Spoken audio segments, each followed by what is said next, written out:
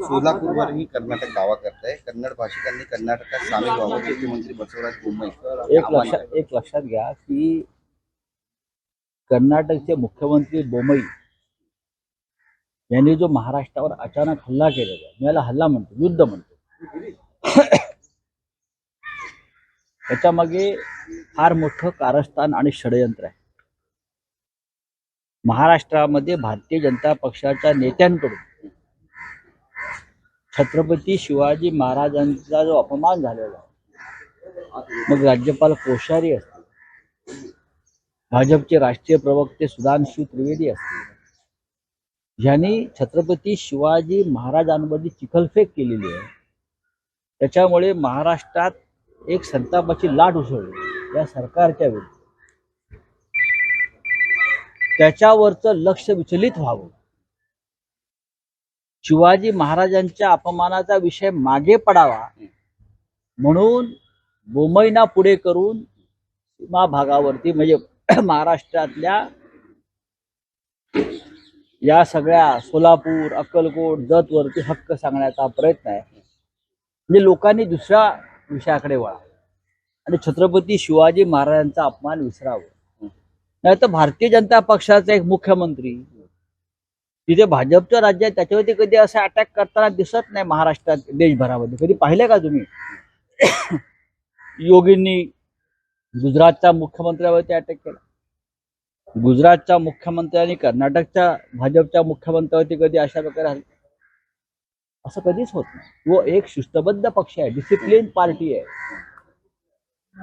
त्याच्यामुळे कर्नाटकचे भाजपचे मुख्यमंत्री महाराष्ट्राच्या भाजपच्या मुख्यमंत्री उपमुख्यमंत्र्यावरती अशा प्रकारे बोलणं हे ठरलेलं स्क्रिप्ट आहे. महाराष्ट्रातून शिवाजी महाराजांचा जो विषय चाललाय अपमानाचा, त्याच्यापासून लोकांचं चित्त दूर करावं, विचलित करावं, संताप कमी करावा आणि या विषयाकडे वळावं, यासाठी कर्नाटकच्या मुख्यमंत्र्यांना लिहून दिलेले स्क्रिप्ट आहे.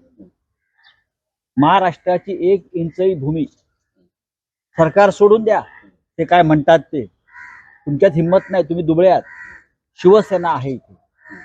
बाळासाहेब ठाकरेंनी 3 महिने तुरुंगवास भोगला आणि शिवसेनेने 69 हुतात्मे दिले.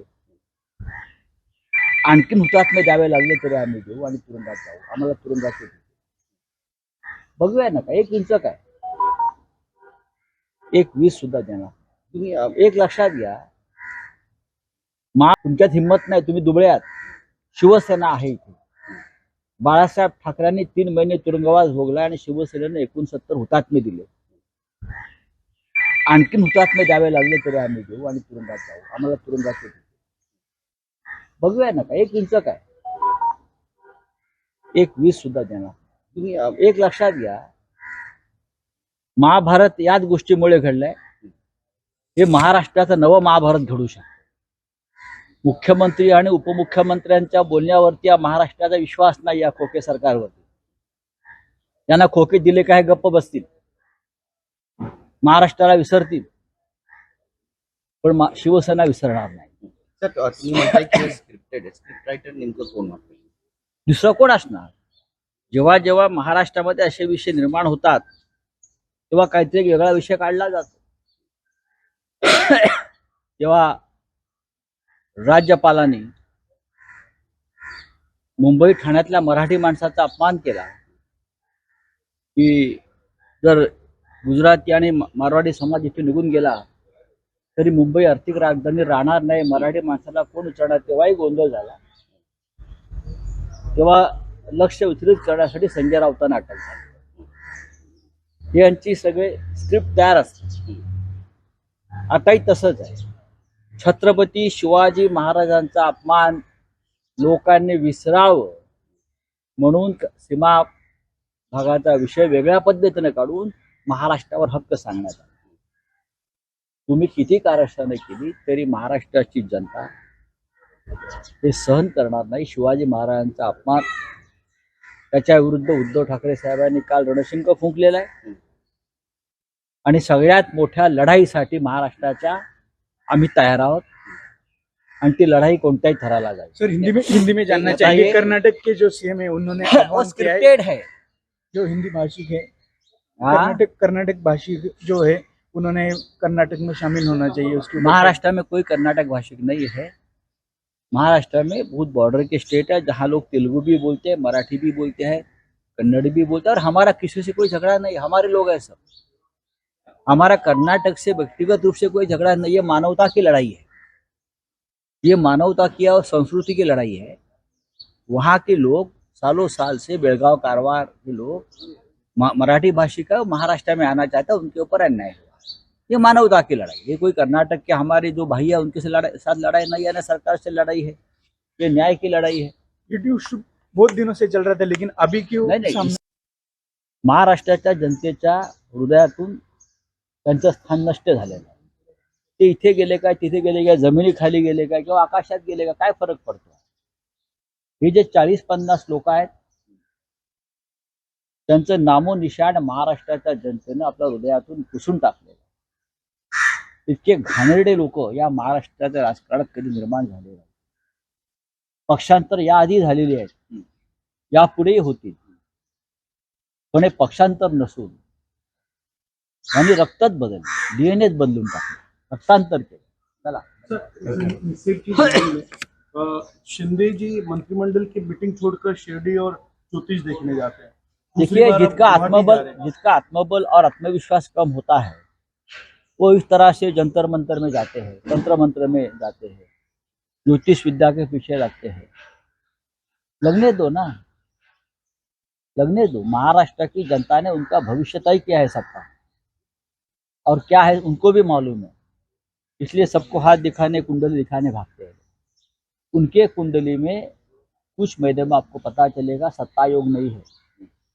उनकी कुंडली स्पष्ट कहती है मुझे भी कुंडली का अभ्यास है। सर, जिस मंदिर में जा रहे हैं वो तंत्र मंत्र का बहुत बड़ा मंदिर माना जाता है। हाँ? जिस मंदिर में वो कामाख्या देवी तंत्र मंत्र अघोरी विद्या के लोग हैं, ये अघोरी विद्या में ज्यादा विश्वास रखते हैं, लेकिन जो अघोरी विद्या के पीछे पड़ते हैं उनका अंत भी बहुत अघोरी होता है।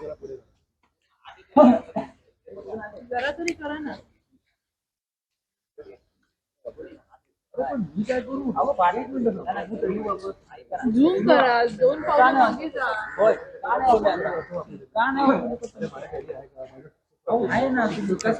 साल से बेलगांव कारवार के लोग मराठी भाषी का महाराष्ट्र में आना चाहता है, उनके ऊपर अन्याय हुआ। ये मानवता की लड़ाई, ये कोई कर्नाटक के हमारे जो भाई है उनके साथ लड़ाई नहीं है, ना सरकार से लड़ाई है, ये न्याय की लड़ाई है। इश्यू बहुत दिनों से चल रहा था, लेकिन अभी क्यों नहीं, सामने? इसलिए कि महाराष्ट्र में छत्रपति शिवाजी महाराज का अपमान जिस तरह से हुआ है, राज्यपाल कोश्यारी जी की तरफ से और राष्ट्रीय प्रवक्ता जो है बीजेपी के मिस्टर त्रिवेदी, सुधांशु त्रिवेदी ने जिस प्रकार की भाषा की, उससे महाराष्ट्र के लोगों के मन में एक चीज है, लोग सड़क पर आएंगे। उद्धव ठाकरे साहब ने तो कल बहुत बड़ी लड़ाई का ऐलान किया है महाराष्ट्र के अभिमान के लिए, तो ये ध्यान हटाने के लिए मुंबई को पूरे आगे किया है कि आप ये इश्यू निकालो तो महाराष्ट्र की जनता छत्रपति शिवाजी महाराज का अपमान भूलकर आपके पीछे पड़ेगी। ये स्क्रिप्टेड है सर, लेकिन ना हम शिवाजी महाराज का अपमान भूलेंगे, ना किसी की बात सुनेंगे, और ना महाराष्ट्र की 1 इंच भी भूमि किसी को देंगे। और उसके लिए अगर एक लड़ाई भी लड़नी पड़ी बड़ी, महाभारत जैसी, तो ये महाराष्ट्र का नया महाभारत लड़ने के लिए शिवसेना उद्धव ठाकरे जी के नेतृत्व में पूरी तरह से तैयार है। कल ऐलान किया उद्धव जी ने, और कल या परसों इस लड़ाई का बारे में, जंग के बारे में ऐलान कर दें। सर, राज्यपालांच्या निषेधार्थ महाराष्ट्राच्या बंदचा आवाज देईल का शिवसेना? तुम्हाला उद्या कळेल क्या विषय। सर, आपने अभी भी एलिगेशन किया था कि खोखे सरकार जो है, खोखे में जो है, देखिए ये खोखे सरकारी है, हर बात पर खोखे की बात करते हैं, पैसे की बात करते हैं। अगर उनको दिल्ली से और खोके आ गए तो महाराष्ट्र की जमीन छोड़ देंगे, वो बेच देंगे।